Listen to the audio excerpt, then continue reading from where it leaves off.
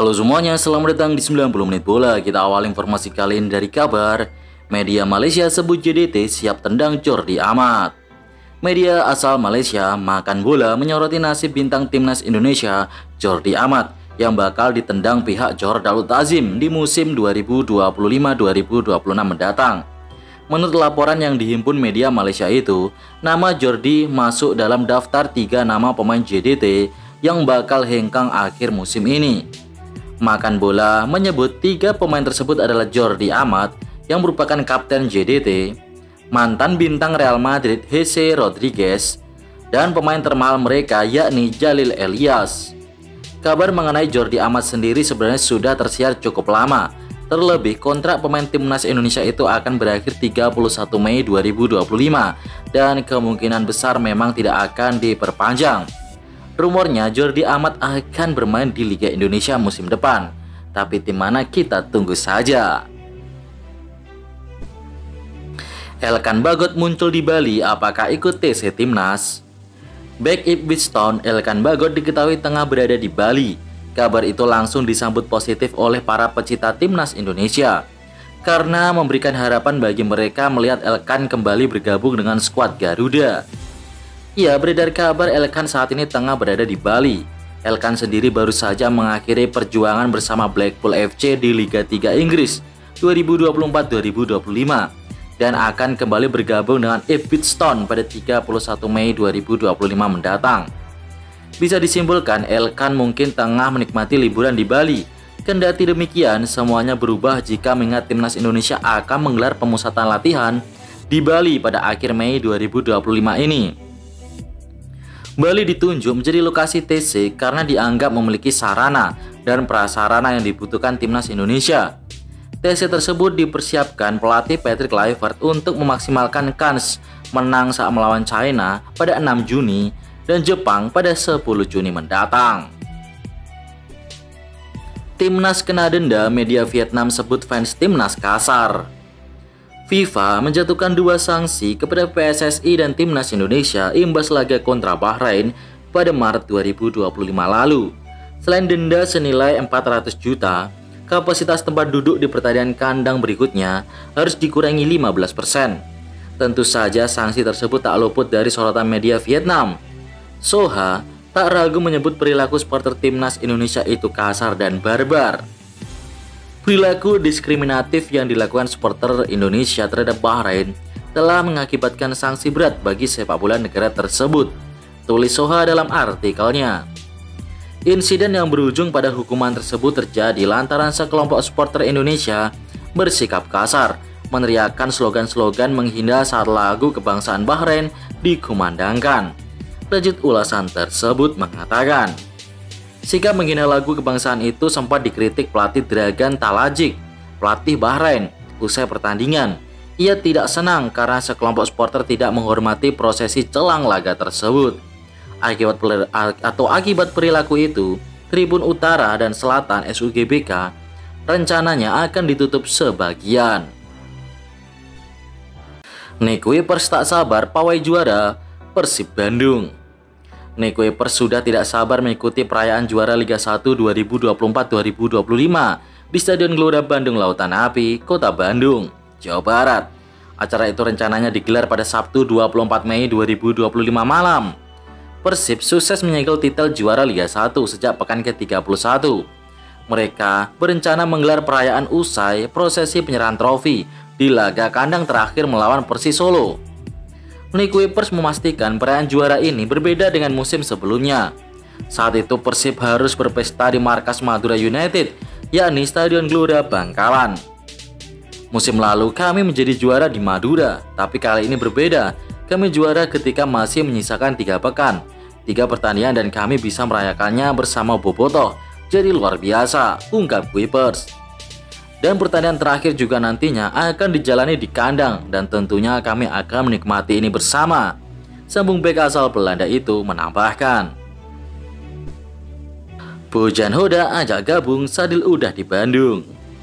Rumor Sadil Ramdhani akan menjadi bagian dari Persib Bandung semakin kencang. Itu setelah sosok Sadil Ramdhani ramai di media sosial sedang berada di kota Bandung. Pelatih Persib Bandung Bojan Hodak pun memberikan tanggapan menarik terkait keberadaan pemain asal Indonesia yang bermain di Liga Malaysia itu tengah berada di Kota Kembang. Saudil ada di Bandung. Dia ada di Bandung, mungkin dia sedang liburan. Liga Malaysia sudah selesai, tapi dia tidak pernah menghubungi saya. Seloroh Bojan Hodak di lapangan Sport Jabar. Walau demikian, Bojan Hodak mengaku tertarik untuk bertemu dan bahkan mempertimbangkan merekrut Sadir Ramdhani untuk persiapan kompetisi Liga 1 musim depan. Bagus, Anda beritahu dia ada di Bandung. Saya akan coba bertemu dengannya. Saya harap bisa merekrut, cetus Bojan Hodak. Dia pemain yang lumayan bagus, cukup cepat, bagus dalam duel 1 lawan 1. Saya suka. Lanjut, pelatih Persib asal Kroasia itu menambahkan. Hasil sidang Komdis, PSS, Persebaya hingga Arema FC kena denda. PSSI lewat halaman resmi mereka mengumumkan sejumlah hasil sidang Komdis yang dilakukan pada 8 Mei 2025. Salah satu yang cukup mencolok adalah hukuman yang diberikan untuk PSS Sleman. Klub berjuluk Super Alang Jawa itu didenda 200 juta karena ulah supporter yang menyalakan flare. Kemudian Ciro Alves menyikut pemain lawan serta mendapatkan kartu merah langsung. Hukuman tambahan larangan bermain sebanyak 2 pertandingan dan denda 10 juta rupiah.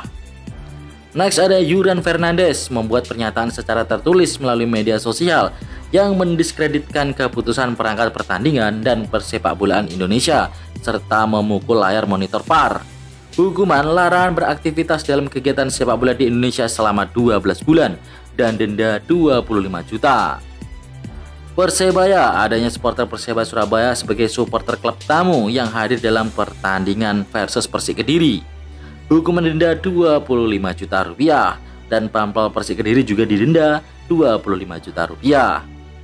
Lanjut ada Arema FC. Dalam pertandingan tersebut melawan Persis Solo ada 6 orang pemain yang mendapatkan hukuman kartu kuning. Hukumannya denda 50 juta rupiah. 3 generasi emas Aji Santoso pulang ke Persebaya. Terkini sudah ada 3 nama mantan pemain Persebaya Surabaya yang masuk list belanja bajul ijo musim depan, di mana ketiga mantan yang dibidik Persebaya Surabaya itu semuanya merupakan komposisi pemain yang disusun oleh Aji Santoso tahun 2020 lalu. Lantas siapakah ketiga mantan yang dimaksud?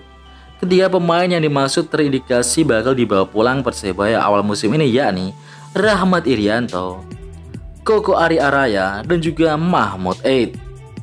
Sementara itu kontrak Rahmat Irianto sudah berakhir bulan Maret lalu bersama Persib Bandung dan saat ini ia mengalami cedera yang cukup parah nih. Di sisi lain Persebaya juga ingin membawa Koko Ari di musim panas ini, yang sebelumnya sempat juga ingin membawa pulang namun masih memiliki kontrak dengan Madura United, jadi kepulangan Koko Ari tertunda. Sementara itu bicara peluang Persebaya Surabaya untuk merealisasikan kepulangan Mahmud Eid musim depan terbuka sangat lebar. Pasalnya kontrak pemain asal Palestina itu dengan Bangkok United bakal segera usai pada 30 Juni 2025. Praktis Persebaya bisa mendatangkan Mahmud Eid dengan skema bebas transfer. Gustavo, target Persija menang 2 laga tersisa. Persija merengkuh kemenangan atas Bali United 3-0 di pekan ke-32 Liga 1. Hasil manis itu diraih Macan Kemayoran di Jakarta International Stadium pada Sabtu 10 Mei 2025 malam. Gustavo menyumbang 2 gol pada pertandingan itu. 1 gol lainnya dilesakan oleh Witan Sulaiman. Hasil ini menyudahi puasa kemenangan Persija di 2 laga sebelumnya. Namun demikian, Gustavo meminta Persija konsisten untuk 2 laga sisa di Liga 1 musim ini. 2 pertandingan berikutnya adalah bersua dengan PSS Sleman 17 Mei 2025 dan Malut United 25 Mei 2025. Di sisi lain, Gustavo juga sumringah karena Persija Jakarta kembali menang di JIS.